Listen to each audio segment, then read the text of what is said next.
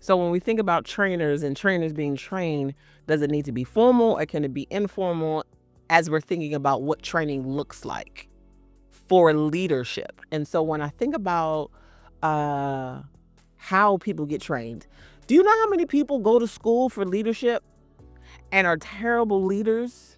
Do you know how many people that will go to every leadership training, they will read every leadership book and still are terrible leaders? And I'm not talking about no specific person, so don't get your feelings hurt. But the reality is you can sit in a classroom for 6 years, you can read every leadership book and still not internalize the skills and make it your own.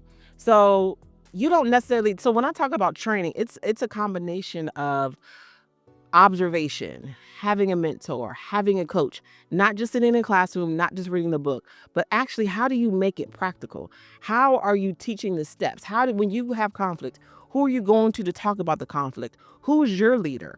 It's about not just, you can never go into a classroom and have an amazing mentor, have an amazing coach because they did the training, right? They went to the class, they read the books, somebody even wrote the books. And so because you're under such great leadership, you are following the model. So do you have to go to school? No. But that just means that you have to have an amazing model that you are following gives you the structure, that tells you what to do in crisis, that tells you what to do when you have a fight at work or someone breaks a policy and procedure. Like, there's examples and models that are amazing. So that's learning too. But you have to be able to speak to it too. You can't just say, oh, I have a great mentor. Well, what did he teach you? And tell me what he said.